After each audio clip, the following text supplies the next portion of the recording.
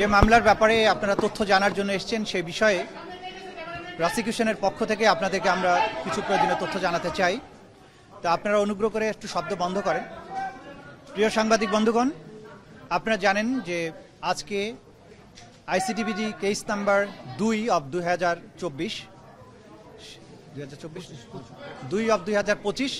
সেই মামলাটির আজকে একটা নির্ধারিত তারিখ ছিল। সেই মামলাটি হচ্ছে শেখ হাসিনা, আসাদুজ্জামান খান কামাল এবং চৌধুরী আব্দুল আল মামুন তিনজন আসামির বিরুদ্ধে। তাদের বিরুদ্ধে গত জুলাই এবং আগস্টে 2024 সালের বাংলাদেশে সংগঠিত যে ম্যাসাকার এবং মানবতা বিরোধী অপরাধ, সেই অপরাধের দায়ে তাদের বিরুদ্ধে এই মামলাটি করা হয়েছিল। দীর্ঘ পথ পরিক্রমা শেষে, সাক্ষ্য গ্রহণ শেষে, উভয় পক্ষের যুক্তিতর্ক শেষে সেই মামলাটি এখন রায়ের জন্য প্রস্তুত হয়েছে। আজকে মাননীয় আদালত এই মামলাটির রায় ঘোষণার জন্য আগামী 17ই নভেম্বর সোমবার দিন নির্ধারিত করেছেন। ইনশাল্লাহ আগামী 17ই নভেম্বর সোমবার এই মামলাটির রায় ঘোষিত হবে।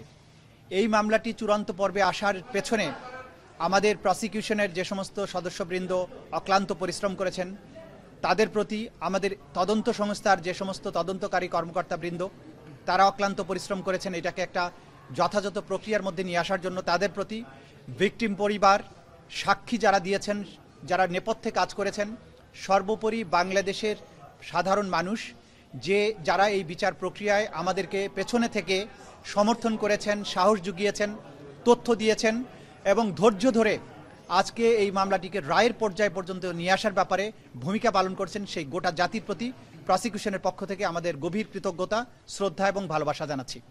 আমরা অঙ্গীকার করেছিলাম যে যারাই বাংলাদেশে যত শক্তিশালী হোক না কেন, যদি কেউ অপরাধ করে, মানবতা বিরোধী অপরাধ করে, তাদেরকে সঠিক পন্থায় বিচারের মুখোমুখি করা হবে এবং তাদের আইন অনুযায়ী যে প্রাপ্য সেটা তাদেরকে বুঝিয়ে দেওয়া হবে।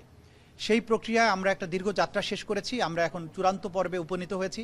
আশা করছি ইনশাআল্লাহ 17ই নভেম্বর আদালত তার সুবিবেচনা, তার প্রজ্ঞা প্রয়োগ করবেন এবং এই জাতির যে বিচারের জন্য আকাঙ্ক্ষা, যে তৃষ্ণা, সেটার প্রতি তারা সুবিচার করবেন এবং একটি সঠিক রায়ের মাধ্যমে বাংলাদেশে সংগঠিত মানবতা বিরোধী অপরাধের একটা ইতি ঘটাবেন এবং ভবিষ্যতের জন্য এই রায়টি ইনশাআল্লাহ দৃষ্টান্ত হয়ে থাকবে, তেমন একটি রায় আমরা প্রত্যাশা করছি।